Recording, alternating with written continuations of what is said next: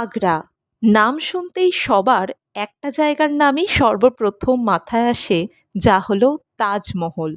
তাজমহল বিশ্বের সপ্তম আশ্চর্যের মধ্যে এক। কিন্তু আগ্রা শুধুমাত্র তাজমহলেই সীমাবদ্ধ নয়, এখানে আছে আরও ফেমাস প্লেস যা ঘোরার জন্য। তবে আজকের ভিডিও শুধুমাত্র তাজমহল কেন্দ্রিকই হতে চলেছে। এখন দেখা যাক আগ্রা আমরা কিভাবে পৌঁছালাম। আগ্রা যদি আপনি ট্রেনে করে আসতে চান, তো আগ্রা রেলওয়ে স্টেশন ইন্ডিয়ার অলমোস্ট সমস্ত মেজর সিটির সাথে ওয়েল কানেক্টেড। তো ডিরেক্ট ট্রেন যে কোনো জায়গা থেকেই আপনি পেয়ে যাবেন আগ্রা পর্যন্ত। আর যদি আপনি ফ্লাইটে আসতে চান, তাহলে আগ্রার কাছেই এয়ারপোর্ট আছে, এখানেও আপনি ডিরেক্ট ফ্লাইট পেয়ে যাবেন। আর হ্যাঁ, আমি আপনাকে এমন এক সিক্রেট প্লেসের কথা বলবো, যেখানে আপনি ভীষণ ভালো ফটো তুলতে পারবেন তাজমহলের সাথে, তাও আবার কোনো রকম ভিড় ছাড়াই। তাহলে শুরু করা যাক আগ্রার এক রয়্যাল ভ্রমণ যাত্রা।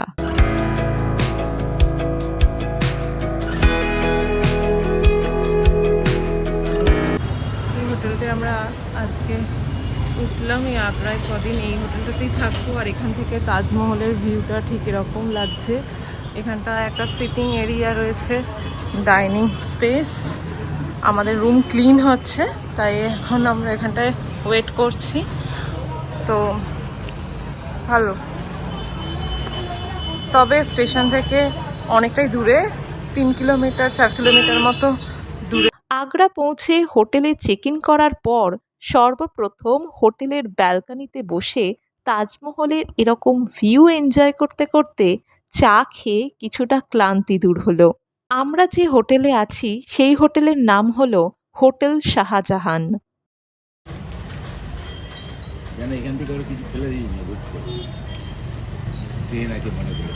এখন কটা বাজে? 11:30 বেজে গেছে। ও 12টা বাজে। আমরা এই জাস্ট চেকিং করে এখন আমরা এখন চা খাচ্ছি, তারপরে লাঞ্চ করব, তারপরে কোথায় বেরোবো জানি না এখনো। এরকম এখানটা তো সিটিং এরিয়া, ডাইনিং এরিয়া। এই জায়গাটা এরকম, নিচটা আমরা দোতলায় আছি, না দোতলা না, 3 তলায় আছি। এদিকে একটা রুফ আছে, ওখানে দোলনা রয়েছে। এবার আসি রুমের দিকে। আমাদের রুম দেখতে কিছুটা এরকম ছিল।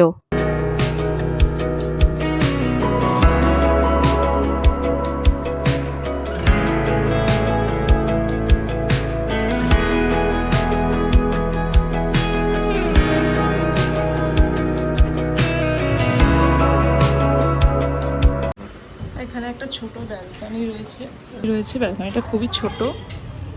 এই জায়গাটা খুবই কনজেস্টেড এরিয়া একদম। তো অনেকেরই মনে প্রশ্ন থাকে আগ্রা ঘোরার বেস্ট টাইম কখন হতে পারে। এখানে ঘোরার পারফেক্ট টাইম হলো অক্টোবর থেকে মার্চ মাসের মধ্যে। না বেশি গরম, না বৃষ্টি। আর শীতের ঠান্ডা আবহাওয়ায় তাজমহল আর বাকি মনুমেন্টস দেখতে ভালোই লাগবে। লাঞ্চ করার পর একটু রেস্ট নিয়েই আমরা বেরিয়ে গেলাম এমন এক জায়গার উদ্দেশ্যে, যা দুনিয়ার প্রান্ত থেকে লোক দেখতে আসে। প্রতি বছর লাখো লাখো লোকের ভিড় জমায়েত হয় তাজমহলের এই অপরূপ সৌন্দর্যকে উপভোগ করার জন্য। সবথেকে বড় বিষয় যা আমাদের মাথায় রাখতে হবে তা হলো তাজমহলের ভেতর কোনো বড় ব্যাগ নিয়ে যাওয়া একেবারেই অ্যালাউ নেই। তবে এখানে আপনি পাবেন লকারের সুবিধা, যেখানে 20 টাকার বিনিময়ে আপনার ব্যাগকে সুরক্ষিত রাখতে পারবেন। একটা কথা অবশ্যই মনে রাখতে হবে, তাজমহল প্রতি শুক্রবার বন্ধ থাকে, তো আপনার ট্যুর প্ল্যান সেভাবেই সেট করবেন। তাজমহলকে বানাতে সময় লেগেছিল পুরো 20 বছর। এই জন্যই ইউনেস্কো 1982 সালে তাজমহলকে ওয়ার্ল্ড হেরিটেজ সাইট বলে ডিক্লেয়ার করে দিয়েছে। এই ভালোবাসার চিহ্নকে তৈরি করার জন্য সেই সময় খরচ হয়েছিল 3,22,00,000 টাকার মতো। তাজমহলের আছে 3টে gate, east, west and south. সামনের এই 105 ফিট উঁচু গেটটির নাম হলো শাহী প্রবেশ দ্বার। এই রয়্যাল গেটকে ভালো করে নজর করলে দেখা যাবে প্রচুর দামি দামি পাথরের নকশার কাজ রয়েছে। ভেতরে ঢুকলেই মনে হচ্ছিল যে তাজমহল আপনার থেকে দূরে সরে যাচ্ছে। এই ফিলিংসকে বলা হয় অপটিক্যাল ইলিউশন। আর এই ইলিউশনকে নিজে অনুভব করার একটা আলাদাই ফিলিংস, যা আপনি এই ভিডিওতেই দেখতে পাচ্ছেন। কিন্তু আপনি কি জানেন, যে জায়গা থেকে আমরা ছবি তুলি সেটা আসলে তাজমহলের ব্যাক সাইড। যখনই এই গেট দিয়ে ভেতরে প্রবেশ করলাম, যা এতদিন ফটো ভিডিওতে দেখে এসেছি তা এখন নিজের চোখের সামনেই দেখছি। আমি আপনাদের রেকমেন্ড করব যত তাড়াতাড়ি সম্ভব তাজমহলকে সকালে দেখার জন্য আসুন, কেননা ভিড় কিছুটা কম হয় এবং গরমও কিছুটা কম হবে।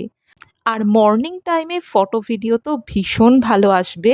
তাজমহলের টিকিট 50 টাকা বাইরে ঘোরার জন্য, আর ভেতরে প্রবেশ করার জন্য টিকিটের প্রাইস হলো 200 টাকা।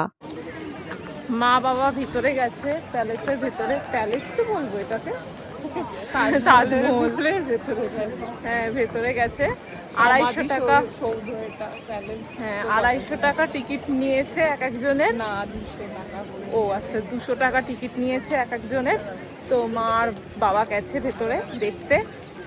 আমরা এদিকে যমুনা নদী আছে, এই সাইডটায় আমরা বসছি এখন কিছুক্ষণ, ওরা দেখে আসুক ততক্ষণে। এখানে একটা ভালো সিস্টেম কি, এখানে আমরা অনলাইন টিকিট কাটলে একটুখানি কম লাগে, 5 টাকা করে কম টিকিটের দাম পড়ে। হ্যাঁ, মানে সবাই গভর্নমেন্টের ওয়েবসাইটে চেক করতে পারো কি ওখান থেকে টিকিট কাটলে কম পড়বে। শাহজাহান আর মমতাজের অমর প্রেমের চিহ্ন, যা পুরো দুনিয়া সিম্বল অফ লাভ বলে জানে। এখন আমরা চলে এসেছি তাজমহলের একেবারে কাছে। এখানে আপনি যে কোণ থেকেই তাজমহলকে দেখবেন, প্রতি অ্যাঙ্গেল থেকেই একই রকম দেখতে লাগবে। আর এটাই সেই জায়গা যেখান থেকে আপনি সুন্দর সুন্দর ফটো তুলতে পারবেন। আর আপনি দেখতেই পাচ্ছেন কত কম ভিড় রয়েছে এখানে। তো যখনই আপনি তাজমহল ঘুরতে আসবেন, এই লোকেশনকে একদমই মিস করবেন না।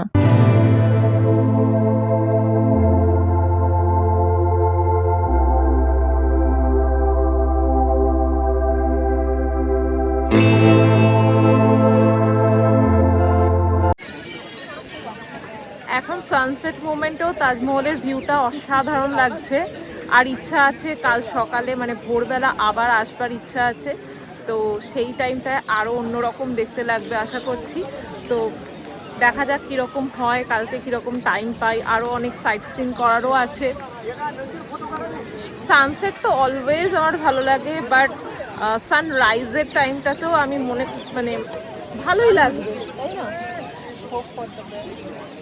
ভালোই হবে। আশা করি এই ভিডিও থেকে আপনি কিছুটা হলেও উপকৃত হয়েছেন। আরও যদি কিছু প্রশ্ন থেকে থাকে আপনার, অবশ্যই কমেন্টে জিজ্ঞাসা করতে পারেন। তাজমহল ঘোরার পরে আমরা চলে এলাম আমাদের হোটেলে। এবার আমরা প্রস্তুতি নিচ্ছি, আগামীকাল ভোর থেকেই শুরু হবে আমাদের সমস্ত সফর। সকলে খুব ভালো থাকবেন, দেখা হবে পরের ভিডিওতে।